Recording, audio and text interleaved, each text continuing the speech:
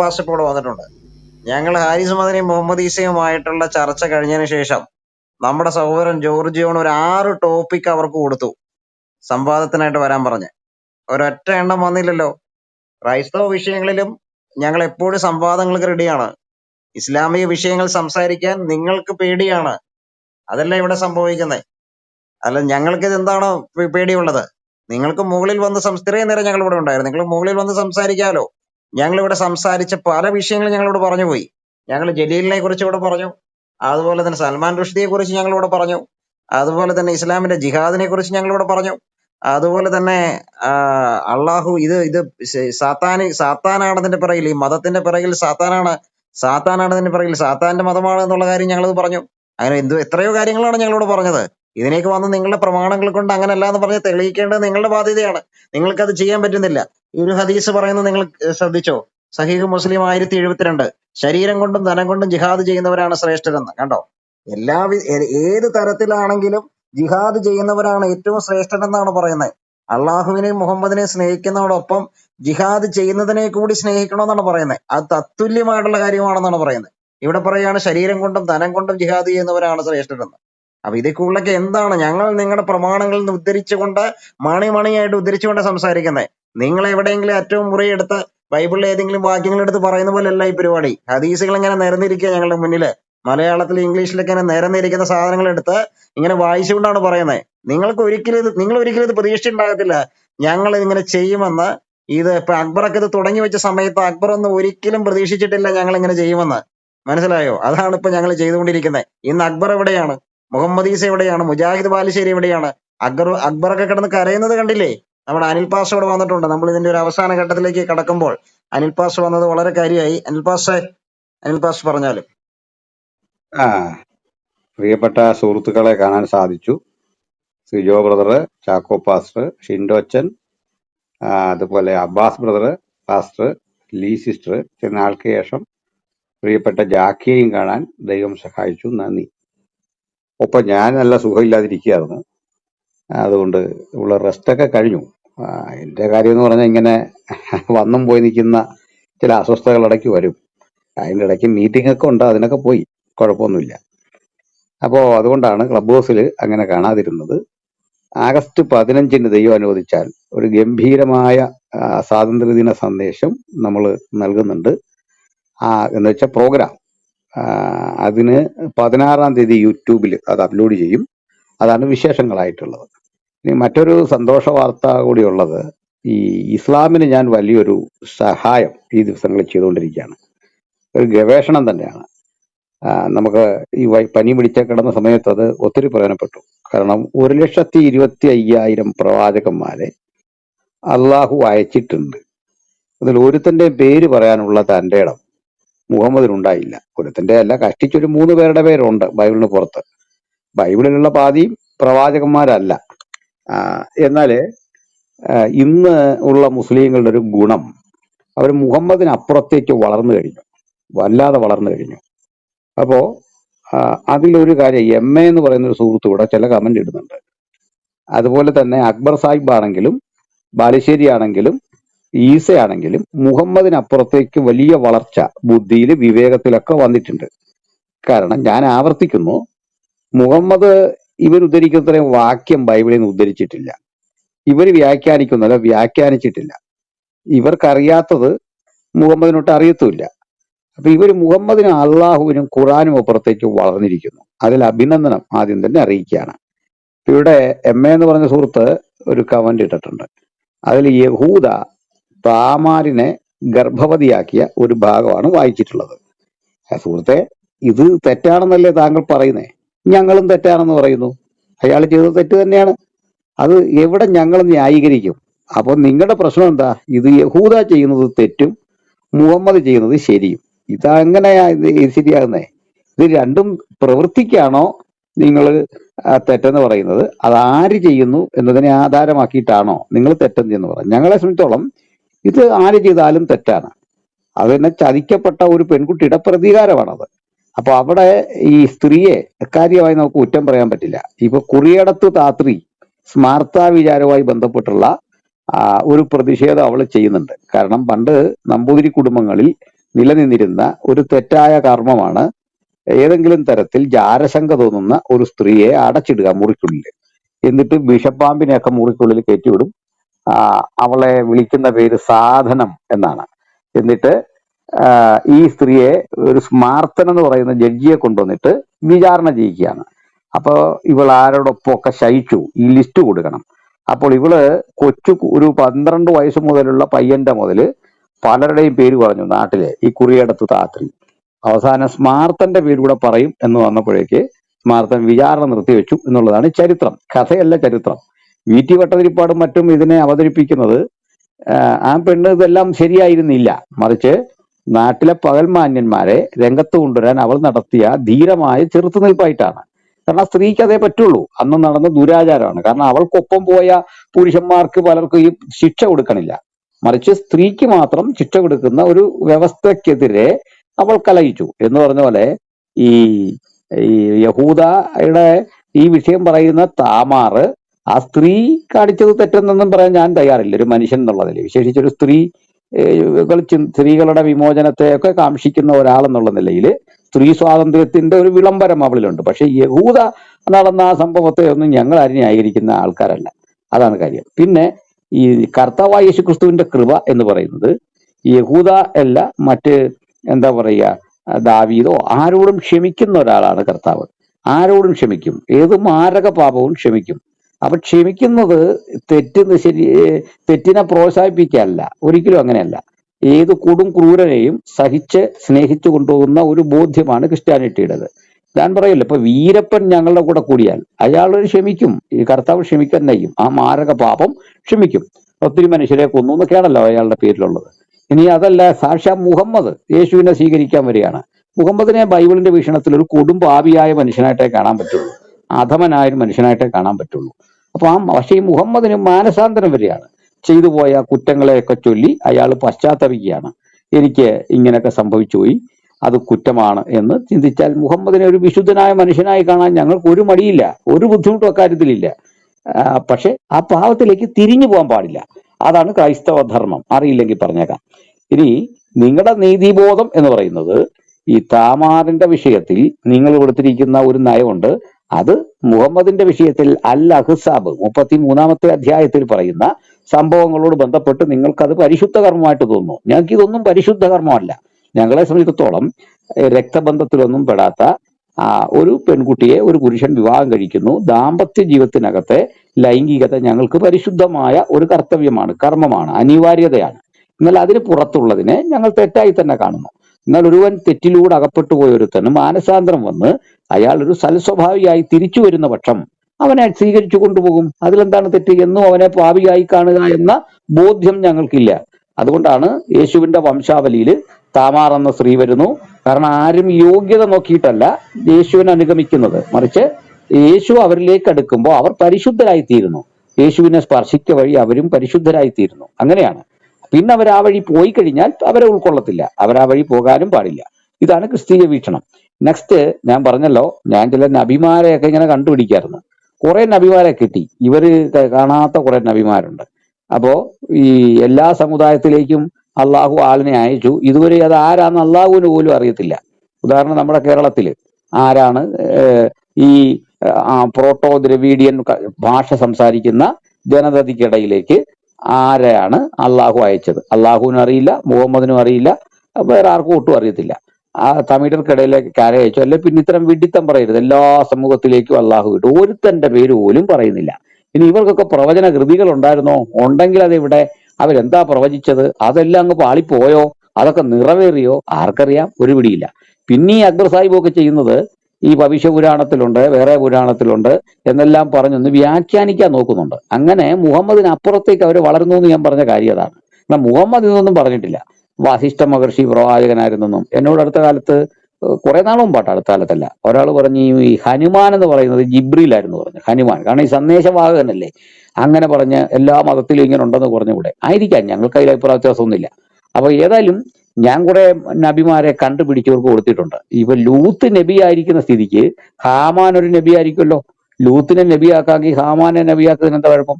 ഫറവോ നബി, ലൂത്ത് നബി, ഹാമാൻ നബി, അഹശ്വേരോശ് നബി, പിന്നെ നമ്മളുടെ എന്താ പറയുന്നേ, താമാറിന്റെ ഈ സംഭവം നടക്കുമ്പോൾ ഒരു പയ്യനുണ്ടായിരുന്നല്ലോ, പിന്നെ ഓനാൻ നബി, ഇങ്ങനെ നബിമാരെ എത്ര വേണം? അങ്ങനെ ബൈബിളില് സാധാരണഗതിയിൽ കുഴപ്പം പിടിച്ച കുറെ മനുഷ്യരുണ്ട്, മനസ്സിലായിക്കണം. അങ്ങനെയുള്ള ആളുകളെ എല്ലാം ഇവർക്ക് നബിയാക്കിയേ പറ്റുള്ളൂ. അപ്പം അല്ലെങ്കിൽ തന്നെ ഇസ്ലാമിൽ നബിയാകാനുള്ള യോഗ്യത എന്താ? ഇപ്പൊ തന്നെ ഈ ലൂത്ത് എന്ന് പറഞ്ഞവന്റെ വിഷയം എന്താ? ഇവരുടെ ലൂത്ത് ബൈബിളിൽ പറയുന്ന കക്ഷിയാണെങ്കിൽ അയാള് വലഞ്ഞുപോയി, അയാൾക്ക് തെറ്റ് സംഭവിച്ചു, കുടുംബം മുഴുവൻ അലഞ്ഞു വലഞ്ഞു. ആ കുടുംബത്തിൽപ്പെട്ടവനെ പിടിച്ച് അവന്റെ തോന്നിവാസം ഒന്നും നോക്കാതെ നബിയാക്കി കളഞ്ഞു. എന്നിട്ട് പിന്നെ ഒറ്റ വഴിയേ ഉള്ളൂ, ഇങ്ങനെ ഒരു സംഭവം ഉണ്ടായിട്ടില്ലെന്ന് പറയില്ല. എങ്ങനെ ഒരു സംഭവം? കാരണം വൃത്തികേട് കാണിച്ചിട്ട് അത് വൃത്തികേടല്ല എന്ന് പറയാനുള്ള മെയ്വഴക്കമാണ് ഇവരുടെ ഏറ്റവും വലിയൊരു കഴിവ്. അത് ലൂത്തിനെ കുറിച്ച് ന്യായീകരിക്കാനും എടുക്കുന്നുണ്ട്. പക്ഷെ ഇവർ ഈ പറയുന്ന കാര്യം എന്തുകൊണ്ട് മുഹമ്മദ് പറഞ്ഞില്ല? ബൈബിളിൽ പറയുന്ന ലോകത്തല്ല, അല്ല ആ പറയുന്ന സംഭവം തെറ്റാണ് എന്ന് മുഹമ്മദ് വാതുറക്കത്തില്ലേ? ഇതൊന്നും പറയത്തില്ലേ? ഇവർക്ക് എവിടുന്ന് കിട്ടിയ ഗവേഷണം? മുഹമ്മദ് പറയാത്തത്, അള്ളാഹു പറയാത്തത്, ഖുറാനിൽ ഇല്ലാത്തത്. കാരണം മുഹമ്മദൊക്കെ ജനിക്കുമെന്ന് ചിന്തിക്കുന്നതിന്റെ എത്രയോ നൂറ്റാണ്ടുകൾക്ക് മുമ്പുള്ള ലോകത്തിന്റെ സംഭവം അതിപ്പോ വന്നിട്ട് തിരുത്തുകയാണോ? വർഷങ്ങൾ കഴിഞ്ഞിട്ട് തിരുത്താൻ നിങ്ങൾ ആര്? എന്ത് അതോറിറ്റി നിങ്ങൾക്കുണ്ട്? അങ്ങനെ ഏറ്റവും അശാസ്ത്രീയമായിട്ട് ബൈബിൾ തള്ളിക്കളഞ്ഞ കഥാപാത്രങ്ങൾ. ചെമ്പുപണിക്കാരനായ അലക്സാണ്ടർ, അവൻ വളരെ ദോഷം ചെയ്തു. ഈ കൂടുതൽ മാന്യം എഴുതിയിരിക്കുന്നത് കമന്റ് കണ്ടോ? പൗലോസ് കള്ളം പറയാൻ പ്രേരിപ്പിച്ചു. ഇത് എവിടെയാ സുഹൃത്തെ? നിങ്ങൾ ഖുറാനാണ് ബൈബിൾ എന്നോർത്തോ? അങ്ങനെയാണ് കണക്ക് കൂട്ടുന്നത്? റഫറൻസ് വെച്ച് സംസാരിക്കാൻ വാ. നിങ്ങൾ റഫറൻസ് വെച്ചിട്ട് കാര്യങ്ങൾ കാര്യപ്രസക്തമായി തന്നെ സംസാരിക്കാൻ പാ. ഞങ്ങൾ ഇവിടെ ഉണ്ടല്ലോ. മറ്റു ഗ്രൂപ്പുകൾ പോലെ നിങ്ങളെ താഴോട്ടിറക്കി വിടത്തൊന്നുമില്ല. വിഷയം സംസാരിക്കണം, അതേ ഉള്ളൂ. നിങ്ങൾ ഡേറ്റ വെച്ചിട്ട് വിഷയം സംസാരിക്കും. ഞങ്ങൾ ഇവിടെ സംസാരിക്കാൻ തയ്യാറാണ്. ഏതായാലും ഇവിടെ നമ്മുടെ വിഷയം ഇതാണ്: സൽമാൻ റുഷ്ദിക്ക് നേരെ ഇപ്പോഴുണ്ടായ ആക്രമണം. അത് സ്വാഭാവികമല്ലേ? കാരണം ഇവർക്ക് ഇതല്ലാതെ വേറൊന്നും കഴിയില്ല. തൻ്റെ ഉണ്ടോ സൽമാൻ റുഷ്ദിക്കെതിരെ കുറെ ബുക്ക് എഴുതിയിട്ട് അയാളുടെ സാഹിത്യവാസനയോടും അയാൾ മുമ്പോട്ട് വെച്ച ആക്ഷേപത്തോടും പ്രതികരിക്കാൻ ത്രാണിയുള്ള നട്ടലുള്ള ഒരുത്തനേലും ലോക ചരിത്രത്തിൽ ഇസ്ലാമിലുണ്ടോ? അതില്ലാത്തവന്റെ ആകെ കയ്യിലുള്ള ആയുധം ഈ ഇത്തരം ആക്രമണമല്ലേ? നിങ്ങളുടെ പ്രശ്നം ഇത് തന്നെയാണ്. ലോകത്തേതെങ്കിലും മനുഷ്യനെ നേരിടാനുള്ള ത്രാണി നിങ്ങൾക്കുണ്ടോ? ആശയപരമായിട്ട് നേരിടാനുള്ള ത്രാണി ഉണ്ടോ? ഇല്ല. ഇനി ആയുധം കൊണ്ടുണ്ടോ? അത് നിങ്ങൾക്കില്ല. പിന്നെ ഈ ഒളിയമ്പിലാണ് നിങ്ങൾ വിജയിക്കുന്നത്, ഗുണ്ടാപ്പണിയിലൊക്കെയാണ് നിങ്ങൾ വിജയിക്കുന്നത്. അപ്പോ ഇത് ഇനിയും മറ്റൊന്ന് ഈ കൂടെ ചേർത്തൊരു കാര്യമാണ്, നമ്മളുടെ ആദരണീയനായ ജലീലിന്റെ അടുത്തൊരു ലീലാവിലാസം. ജലീൽ ഇന്ന് ഫേസ്ബുക്ക് പോസ്റ്റ് പിൻവലിച്ചിട്ടുണ്ട്. ജലീലിനെ ഞാൻ കുറ്റം പറയില്ല, ജലീലിന് ഇതേ ചെയ്യാൻ പറ്റുള്ളൂ. കാരണം അയാൾ സിമി പ്രവർത്തകനാണ്. ഒരു സിമി പ്രവർത്തകൻ വേഷം മാറി സഖാവായിട്ട് വന്ന് ഈ ഇടതുപക്ഷ മന്ത്രിസഭയിൽ ഇരുന്ന് കിട്ടാവുന്ന എല്ലാ ആനുകൂല്യങ്ങളും മേടിച്ചെടുത്ത് ഗൾഫിൽ നിന്ന് ഖുറാൻ ഇറക്കി, ഈന്തപ്പഴം ഇറക്കി, സ്വർണം ഇറക്കി, ഈ വിവാദങ്ങളല്ലാതെ വിവാദ ഫാക്ടറി ആയിരുന്നില്ലേ ജലീല്? മനസ്സിലായില്ലേ? എന്താ ഇയാളുടെ യോഗ്യത? ഇസ്ലാമിക് ഹിസ്റ്ററി ആർക്കും വേണ്ടാത്ത ചവറ് പഠിച്ച് അതിൽ PhD എടുത്തൊരു മനുഷ്യൻ. നോക്കണം, ഇസ്ലാമിലെ വൃത്തികെട്ട കാര്യങ്ങളെല്ലാം പഠിച്ചിട്ട് അതിൽ നിന്ന് ഇവരുടെ തന്നെ ഏതോ യൂണിവേഴ്സിറ്റിയിൽ നിന്ന് കിട്ടിയൊരു PhD, അതിന്റെ ഫലത്തിൽ വാചകസൃത്ത് കൊണ്ട് ഇപ്പോൾ ഇംഗ്ലീഷൊക്കെ നിങ്ങൾ ശ്രദ്ധിച്ചിട്ടുണ്ടോ? സംഭാഷണം കേട്ട് നോക്കാം, നമുക്ക് മനസ്സിലാകും ഇവർക്കൊക്കെ ആരായി PhD കൊടുത്ത് നിർത്ത് കഷ്ടപ്പെട്ടു പോവും, വിഷമിച്ചു പോവും. എന്ത് സംസാരിക്കുന്നത് കേട്ടാൽ മതി, പെർഫോമൻസ് ഒക്കെ കേട്ടാൽ മതി, നമുക്ക് മനസ്സിലാവും. ഈ ഞാൻ പറഞ്ഞു വെച്ചത്, ഇത് ആകെപ്പാടെ ഈ മദ്രസ വഴി കാര്യങ്ങൾ പഠിച്ചു വന്നിട്ട് ഇസ്ലാമിക് ഹിസ്റ്ററി ഒക്കെ പഠിച്ച് അതിൽ പണ്ഡിതനാണ് എന്ന് ധരിക്കുന്ന ഒരു മനുഷ്യൻ. ജന്മം കൊണ്ട് അയാൾ സിമി പ്രവർത്തകൻ. നോക്കണം, ഒരു തീവ്രവാദ സംഘടനയെ പ്രവർത്തിക്കൊണ്ടിരുന്നു. Communist Party of India Marxist നേരിടുന്ന ഒരു പ്രശ്നമുണ്ട്. കാരണം അവർക്ക് 12 ജില്ലകളിൽ ആധിപത്യം ഉറപ്പിക്കാൻ പറ്റി, നല്ല ആധിപത്യം ഉറപ്പിക്കാൻ പറ്റി.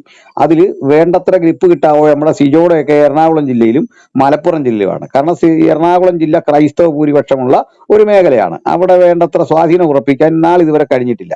ഇടയ്ക്ക് സെബാസ്റ്റ്യൻ പോളിനെ പോലെ ചിലര്, സേവ്യർ അറക്കലിനെ പോലുള്ളവരൊക്കെ ജയിക്കുന്നത് ഒഴിച്ചാൽ. അതുപോലെ മലപ്പുറം ജില്ല ഏതാണ്ട് മുസ്ലിം ലീഗിന്റെ പക്കലായിരുന്നു. അപ്പൊ ഈ മുസ്ലിം ലീഗിന്റെ പക്കലിരിക്കുന്ന മലപ്പുറം ജില്ല പിടിക്കാന് അവരുടെ മുമ്പിൽ ഒറ്റ വഴിയുള്ളൂ, ഈ ഭീകരന്മാരെ എല്ലാവരുടെ കൂടെ കൂട്ടുക.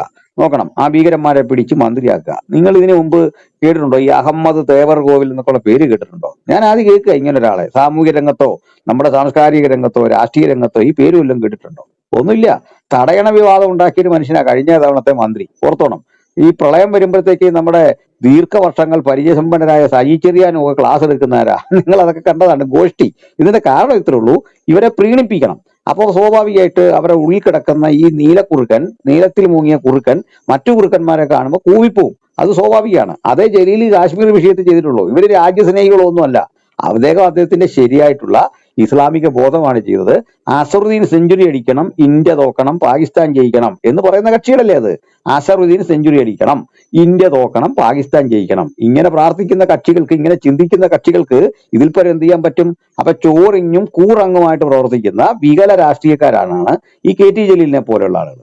അപ്പൊ അവരെ ഇതിൽ ഇതൊക്കെ സംഭവിച്ചതിൽ ഇല്ലെങ്കിലേ അത്ഭുതമുള്ളൂ. ഇതാണ് എനിക്ക് ഈ വിഷയത്തിലും പ്രതികരിക്കാനുള്ളത്. ഓക്കെ, ഞാൻ തൽക്കാലം നിർത്തുന്നു. ഓക്കെ, വളരെ ആ, പ്രാധാന്യമുള്ള ഒരു വിഷയമാണ് നമ്മൾ ചർച്ച ചെയ്തുകൊണ്ടിരുന്നത്. സൽമാൻ റുഷ്ദിയുടെ ആക്രമണത്തെക്കുറിച്ച്, സൽമാൻ റുഷ്ദിക്ക് നേരിട്ട ആക്രമണത്തെക്കുറിച്ച് നമ്മളിവിടെ ചിന്തിച്ചു. ജലീലിന്റെ കാര്യം നമ്മളോട് പറഞ്ഞുപോയി. ആ, അങ്ങനെ നമ്മൾ സംസാരിച്ചു പോയപ്പോൾ പല വിഷയങ്ങളിലേക്ക് അതിനോട് ബന്ധപ്പെട്ടിട്ടുള്ള പല വിഷയങ്ങളിലേക്ക് അത് പോയി. ഇവിടെ ചാറ്റ് ബോക്സിൽ സംസാരിക്കുന്ന സഹോദരന്മാർക്ക് ഇവിടേക്ക് കയറി വന്ന് സംസാരിക്കാനുള്ള എല്ലാ സ്വാതന്ത്ര്യവും അവർക്കുണ്ടായിരുന്നു. അവരാരും മുകളിലേക്ക് വന്നിട്ടില്ല. ഇവിടെ അഫ്സൽ പണ്ടൊക്കെ ഇവിടെ വന്ന് സംസാരിച്ചുകൊണ്ടിരുന്ന ഒരാളാണ്.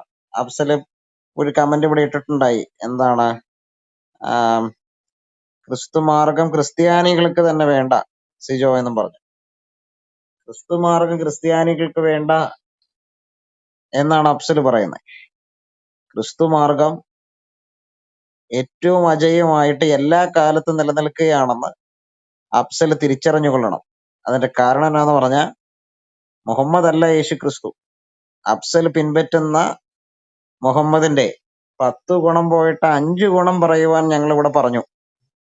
എത്ര എത്ര എത്ര സമയം പറഞ്ഞു, എത്ര നാള് പറഞ്ഞു, അഫ്സലിനോടും പറഞ്ഞു. അഫ്സലിന് അതൊന്നും ഉത്തരം പറയാനുണ്ടായിരുന്നില്ല. എന്നാൽ യേശു ക്രിസ്തുവിനെ കുറിച്ച് ഞങ്ങൾ പറഞ്ഞാലും തീരത്തില്ല. ഞങ്ങൾ അത് പറയാൻ തുടങ്ങിയ ഈ റൂം തന്നെ മതിയാകത്തില്ല എന്നുള്ള കാര്യം ഞങ്ങൾക്കറിയാം. അപ്പൊ അഫ്സൽ അത്തരം കാര്യങ്ങൾ പറയുന്നത് വെറുതെ നമ്മൾ വാചക കസർത്ത് നടത്താതെ ആശയപരമായിട്ട് സംസാരിക്കുക. ജിഹാദിനെ കുറിച്ച് ഞങ്ങളിവിടെ ഒരുപാട് കാര്യങ്ങൾ പറഞ്ഞു. അതിനെ എതിർക്കുകയല്ലേ ചെയ്യേണ്ടത്, ആശയപരമായിട്ട് എതിർക്കണം.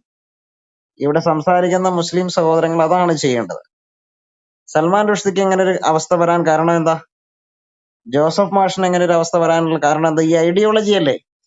ഖുറാനും ഹദീസും മുന്നോട്ട് വെക്കുന്ന ഈ ഐഡിയോളജി, ഇതിന്റെ പേരിലാണ് ആളെ തീർത്തുകൊണ്ടിരിക്കുന്നത്. ഇതിന്റെ പേരിലാണ് ആളുകൾ ഇല്ലാണ്ടാക്കിക്കൊണ്ടിരിക്കുന്നത്. ഈ ഐഡിയോളജിയോടാണ് ഞങ്ങൾ സമരം ചെയ്യുന്നത്.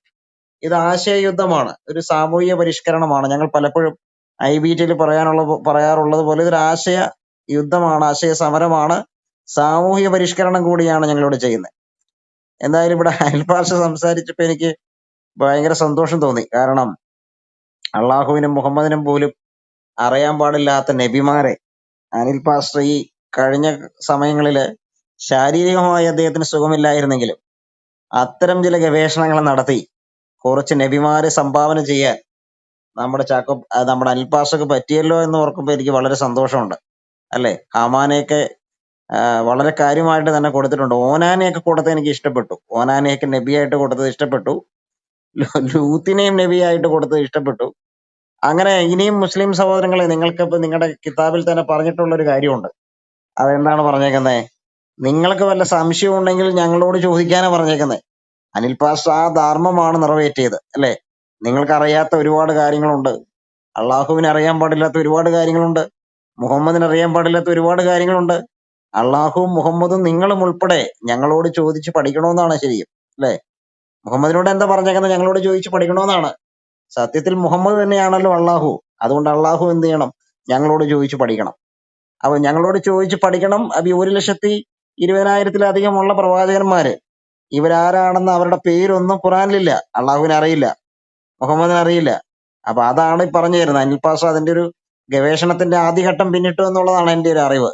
അതിന്റെ അടുത്ത ഘട്ടമാകുമ്പോഴേക്ക് ഈ പ്രവാചകന്മാരുടെ എല്ലാം പേര് അനിൽ പാസ്റ്റർ നിങ്ങൾക്ക് തരുന്നതായിരിക്കും. എല്ലാ പ്രവാചകന്മാരുടെ, നിങ്ങൾ കണ്ടെത്താത്ത എല്ലാ പ്രവാചകന്മാരുടെയും പേര് തരുന്നതായിരിക്കും.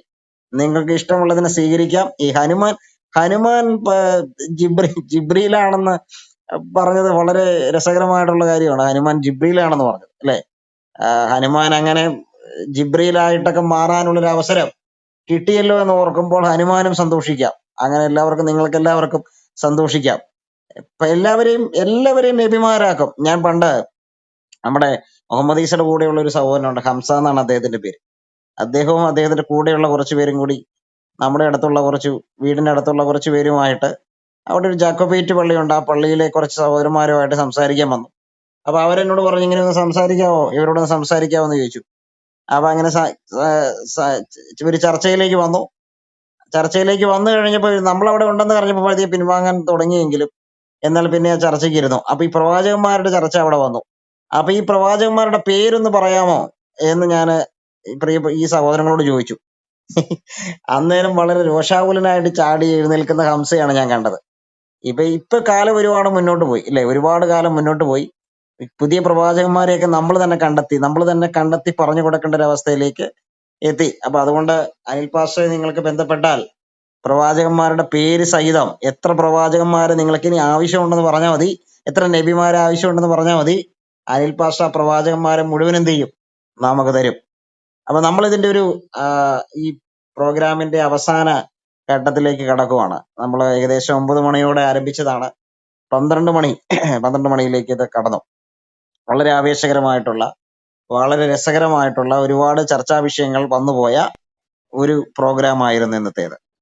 അതിൽ അവസാനം അനിൽ പാസ്റ്റർ വന്നു, അതിന്റെ ഒരു കോൺട്രിബ്യൂഷൻ നമുക്ക് തന്നിട്ടുണ്ട്. ഈ കാര്യങ്ങൾ നിങ്ങൾ കൂടുതലായിട്ട് പഠിക്കുകയും മനസ്സിലാക്കുകയൊക്കെ ചെയ്യുക. എന്താണ് ഇസ്ലാമിന്റെ ജിഹാദ് എന്നുള്ളത് കൂടുതലായിട്ട് മനസ്സിലാക്കേണ്ട ആവശ്യമാണ്. എന്ന് മാത്രമല്ല, മതേതരത്വ ജാക്കി സിസ്റ്റർ എന്തെങ്കിലും സംസാരിക്കാനുണ്ടോ? സിജു പാസ്റ്റർ പറഞ്ഞു കഴിഞ്ഞിട്ട് മതി. ലാസ്റ്റ് എനിക്ക് 1-2 കാര്യം കൂടി ഒന്ന് പറയാനുണ്ട്. പറഞ്ഞു. ഓക്കെ. മതേതരത്വ മുഖമുള്ള നമ്മുടെ ഇടയിൽ രാഷ്ട്രീയ പാർട്ടികൾ, അവരുടെ തനി നിറം എന്താണെന്ന് നമുക്ക് പലപ്പോഴും മനസ്സിലാകാറുണ്ട്. ജലീലിനെ പോലുള്ള നീലക്കുറക്കന്മാര് നമുക്ക് മുമ്പിൽ വെളിപ്പെട്ട് വരികയാണ്. അദ്ദേഹം പഴയൊരു സിമി പ്രവർത്തകനാണ്, ജമാഅത്തെ ഇസ്ലാമിയുടെ പഴയൊരു പ്രവർത്തകനാണ്. മതരാഷ്ട്ര മതരാഷ്ട്ര സ്ഥാപനത്തിൽ വിശ്വസിക്കുന്ന ആളുകളാണ് അവര്. അപ്പൊ ആ സിമിയുടെ പഴയ പ്രവർത്തകൻ അദ്ദേഹത്തെ ഇടയ്ക്കിടയ്ക്ക് ഇങ്ങനെ തികട്ടി വരുമ്പോഴാണ് ഇങ്ങനെയുള്ള പല കാര്യങ്ങളും അദ്ദേഹം പറയുന്നത്. പഴയ ജമാഅത്തെ ഇസ്ലാമിയുടെ ആ സ്പിരിറ്റ് അദ്ദേഹത്തിൽ തികട്ടി വരികയാണ്. അദ്ദേഹം അതിങ്ങനെ മറച്ചു പിടിച്ചുകൊണ്ടാണ് പലപ്പോഴും, വളരെ ബുദ്ധിമുട്ടിയാണ് ജലീലിനെ പോലുള്ളവര് മുന്നോട്ട് പോയിക്കൊണ്ടിരിക്കുന്നത്. ഒരു മതേതരത്വ മുഖഭാവം കാണിച്ചുകൊണ്ടാണ് മുന്നോട്ട് പോയിക്കൊണ്ടിരിക്കുന്നത്. എന്നാൽ അവസരം വരുമ്പോൾ എന്ത് ചെയ്തു? ആ അവസരം വരുമ്പോഴല്ല, അവർക്ക് ചില സമയങ്ങളിൽ അത് പ്രദർശിപ്പിക്കാതിരിക്കാൻ പറ്റത്തില്ല. അങ്ങനെയുള്ള സന്ദർഭങ്ങളിൽ അവരത് പ്രദർശിപ്പിക്കും. അതാണ് ജലീലിനും ഇവിടെ സംഭവിച്ചിട്ടുള്ളത് എന്നുള്ളതാണ് നമുക്ക് മനസ്സിലാക്കാൻ പറ്റുന്നത്. എന്തായാലും നമ്മുടെ ജയശങ്കർ സാർ പറഞ്ഞതുപോലെ അണപ്പല്ലടിച്ച് തെറിപ്പിക്കുന്നൊന്നും പറയാൻ നമുക്കാവില്ലല്ലോ. ജലീലിനെ കുറിച്ച് അങ്ങനെയൊന്നും പറയാൻ നമുക്കാവില്ല. എന്താണെങ്കിലും ജലീൽ വിവരമില്ലാത്ത ആളാണോ?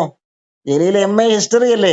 ഏത് ഹിസ്റ്ററി ആണെന്നുള്ളതും എവിടെ നിന്നാണ് ബിരുദങ്ങൾ കിട്ടിയിട്ടുള്ളതും എന്നുള്ളതൊക്കെ അടുത്ത വിഷയമാണ്. അദ്ദേഹം വളരെ നല്ലൊരു സ്ഥാനം കൈകാര്യം ചെയ്യുന്ന ഒരാളാണ്, ജനപ്രതിനിധിയാണ്. അദ്ദേഹത്തിന്റെ വായിൽ നിന്ന് ഇങ്ങനെയുള്ള വാക്കുകൾ വരുമ്പോൾ ഇവിടെ ഉള്ള മറ്റ് മതേതരത്വ മുഖമുള്ള അങ്ങനെയുള്ള രാഷ്ട്രീയ സംവിധാനങ്ങളിൽ നിൽക്കുന്ന, പാർട്ടികളിൽ നിൽക്കുന്ന ആളുകളെ, അവരുടെ കപടമുഖങ്ങളെ നമ്മൾ തിരിച്ചറിയേണ്ടതുണ്ട് എന്നുള്ളത് കൂടി ഞാൻ ഈ തരുണത്തിൽ ഓർപ്പിക്കുകയാണ്. നമ്മള് 1-2 സഹോദരന്മാർ കൂടി വന്നിട്ടുണ്ട്. അതിനുമുമ്പ് ജാക്കി സിസ്റ്റർ പറയാനുണ്ട്. നമ്മൾ ഇതിന്റെ ഒരു കൺക്ലൂഷനിലേക്ക് അതിനുശേഷം പോകും. ഓക്കെ, ജാക്കി സിസ്റ്റർ പറഞ്ഞു. Hello Anil pastor, good evening. എന്നും സ്നേഹവും ബഹുമാനവും മാത്രം. ഓക്കെ, നമ്മള് ഇങ്ങനെ ഒരു ഇപ്പൊ സൽമാൻ റുഷ്ദി ഈ ടോപ്പിക്കിൽ നിന്ന് സംസാരിക്കുമ്പോൾ സർ റുഷ്ദിക്ക് സംഭവിച്ചത് അങ്ങനെയുള്ള മറ്റ് പല സംഭവങ്ങളും ലോകത്തുണ്ടാകുമ്പോ സാധാരണക്കാരായ മുസ്ലിംസ് എപ്പോഴും അത് ഡിഫെൻഡ് ചെയ്യാറുണ്ട്. ആ ചെയ്യുന്നതെല്ലാം മുസ്ലിംസ് അല്ല, അവർക്ക് ഇസ്ലാമിനെ മനസ്സിലായിട്ടില്ല, അവര് ചെയ്യുന്നതല്ല യഥാർത്ഥ ഇസ്ലാം എന്ന് സാധാരണയായിട്ട് പറയാറുണ്ട്. അവരവരുടെ ജീവിതം നോക്കി ജീവിക്കുന്ന സാധാരണക്കാരായ മുസ്ലിംസ് ആണ്. എന്നാൽ നൗ എനിക്ക് എല്ലാവരുടെയും അറ്റൻഷൻ ഒരു പുതിയൊരു ന്യൂസിലേക്ക് കൊണ്ടുവരാനായിട്ട് ഞാൻ താല്പര്യപ്പെടുന്നു. എനിക്ക് ഒരു ഡോക്ടർ കോഗ്നിറ്റീവ് കാഫർ എന്ന് പറയുന്ന ഒരു ക്ലബ് ഹൗസിലെ ഒരാൾ അയച്ചു തന്നതാണ്. ലോസ് ആഞ്ചലസ് ടൈംസിൽ വന്ന ഒരു റിപ്പോർട്ട്, ഇപ്പൊ പുതിയതായിട്ട് വന്ന ഒരു റിപ്പോർട്ട്. ടർക്കി ഈസ്റ്റേൺ ടർക്കിയിൽ 35 പേരെ ഒരു ആംഗ്രി മോബ് ഒരു ഹോട്ടലിലേക്ക് ഇരച്ചു കയറി ചെന്ന് തീയിട്ട് കത്തിച്ചു കൊന്നു. എന്താണ് റീസൺ ഈസ് ആ ഹോട്ടലില് ആ സമയത്ത് സറ്റാനിക് വേഴ്സസ് എന്ന സർ റുഷ്ദിയുടെ ബുക്ക് ട്രാൻസ്ലേറ്റ് ചെയ്ത ഒരു വ്യക്തി, അന്നത്തെ കാലത്ത് ട്രാൻസ്ലേറ്റ് ചെയ്ത ഒരു വ്യക്തി അവിടെ ഹോളിഡേയിൽ ഉണ്ടായിരുന്നു. ആ ആളെ കൊല്ലാൻ വേണ്ടിയിട്ടാണ് ഇരച്ചു കയറി ചെന്നത്. ഈ ചെന്നതാരും മുസ്ലിംസ് അല്ല കേട്ടോ, സാധാരണക്കാരായ മുസ്ലിംസ് അല്ല ഇവരൊന്നും. സോ ആ ഒരു വിരോധാഭാസമാണ് അപ്പൊ ഈ ചെയ്യുന്നതെല്ലാം മുസ്ലിംസ് അല്ല എന്ന് പറയുന്നതിൽ എന്തർത്ഥമാണ് ഇരിക്കുന്നത്? Yeah. ചെയ്യുന്നതെല്ലാം മുസ്ലിംസ് അല്ല എന്ന് പറയുന്നതിൽ എന്ത് അർത്ഥമാണ് ഇരിക്കുന്നത്? യഥാർത്ഥത്തിൽ ഈ സാധാരണക്കാരായ മുസ്ലിംസ് ആണ് ഇന്ന് മുസ്ലിംസ് എത്തിച്ചെന്ന് നിൽക്കുന്ന ഈ അവസ്ഥയ്ക്ക് കാരണം. their സൈലൻസ്, ഈ മോഡറേറ്റ് മുസ്ലിംസ് എന്ന് പറയുന്നവരുടെ ഈ സൈലൻസ് തന്നെയാണ് ഇന്ന് ഇസ്ലാമിന്റെ ഈ ഭീകരാവസ്ഥയ്ക്ക് കാരണം. കാരണം അവരാണ്, ഈ സൈലൻസ് ആണ് ഈ ഇസ്ലാം ടെററിസം വളർത്തി ഇത്രയേറെ കൊണ്ടുവന്ന് ലോകത്തിന് ഒരു ഭീകരമായ ഭീഷണിയായിട്ട് നിലനിൽക്കുവാനുള്ള കാരണം. സോ ഞാൻ അന്നും ഇന്നും ക്ലബ് ഹൗസിൽ വന്ന സമയത്തും ഇന്നും ഞാൻ പറയുന്നു, ഈ മോഡറേറ്റ് മുസ്ലിംസിന്റെ ഉള്ളിലും ഒരു തീവ്രവാദി ഉറങ്ങിക്കിടക്കുന്നുണ്ട്. ഇനി ഇതിന്റെ പേരിൽ ക്ലബ് ഹൗസിൽ എന്നെ നമ്മളെ ഭാഷയിൽ പറഞ്ഞ് എടുത്തിട്ട് അലക്കുമായിരിക്കും. But I still say it because തെറ്റ് കണ്ട തെറ്റ് എന്ന് പറയാനായിട്ട് സാധിക്കണം.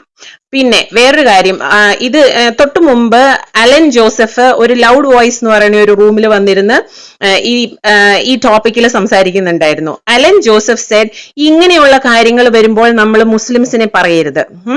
ഇത് മുസ്ലിംസിന്റെ ബുക്കിന്റെ തെറ്റല്ല, ബുക്ക് വ്യാഖ്യാനിക്കുന്നതിന്റെ തെറ്റാണ് എന്നാണ് അലന്റെ വാദം. അതായത് ഈ പറഞ്ഞു നടക്കുന്ന നമ്മളെ പോലുള്ള ഉള്ളവർ ഈ പൊളിറ്റിക്കൽ ഇസ്ലാമിനെയും ഈ ഐഡിയോളജി, ഈ എക്സ്ട്രീം ഐഡിയോളജിയെയും പറഞ്ഞു നടക്കുന്നവരുടെ വ്യാഖ്യാനങ്ങളാണ് തെറ്റ് എന്ന് അലൻ കൂടെ പലയിടത്തുമായിട്ട് പറഞ്ഞ് ഇതുപോലെയുള്ള ടെററിസത്തിനെ എൻകറേജ് ചെയ്യുന്നുണ്ട്. ബിക്കോസ് ഡയറക്ട്ലി എൻകറേജിങ് എന്നല്ല, ഇങ്ങനെയുള്ള ഇൻഫ്ലുവൻഷ്യൽ പീപ്പിൾ, അലൻ ജോസഫ് ഒരു PhD എന്ന് പറയുന്ന ഒരു മാന്യദേഹമാണല്ലോ, ഇങ്ങനെയുള്ള വെൽ നോൺ പീപ്പിൾ അവര് ഈ എക്സ്ട്രീമിസത്തിനെ മറച്ചു വെച്ച് സംസാരിക്കുമ്പോഴാണ് ഇതിന് പിന്നെയും ഡേഞ്ചർ കൂടുന്നത്. സോ ഇത്രയാണ് എനിക്ക് പറയാനുള്ളത്. ഇങ്ങനെയെല്ലാം പറയുമ്പോൾ ഉണ്ടാകുന്ന മറ്റൊരു കാര്യം എന്താന്ന് വെച്ചാൽ, ഈ മുസ്ലിംസ് എന്നും ഒപ്രസ്ഡ് ആയിട്ടുള്ള ഒരു സിറ്റുവേഷനിൽ ഇരിക്കുവാന്ന് ഒരു പൊതുവെ ഒരു ധാരണ പരത്തി ആളുകളുടെ അടുത്തുനിന്ന് ആ ഒരു സിമ്പതി, ആ ഒരു വിക്ടിം കാർഡ് അവർക്ക് എപ്പോഴും യൂസ് ചെയ്യാനായിട്ട് സാധിക്കുന്നു. അപ്പോൾ എനിക്ക് ഒരു ആഹ്വാനം ഉള്ളത്, ഈ മോഡറേറ്റ് മുസ്ലിംസ് എന്ന് പറഞ്ഞിരിക്കുന്നത് you should start speaking against this. അല്ലെങ്കിൽ നിങ്ങളുടെ മതത്തിലുള്ള ഈ മതത്തിന് വന്നു ചേരുന്ന ഈ ദുരവസ്ഥ അല്ലെങ്കിൽ ഈ ചീത്ത പേര് ഒരു കാലത്തും മാറാൻ പോകുന്നില്ല. Thank you.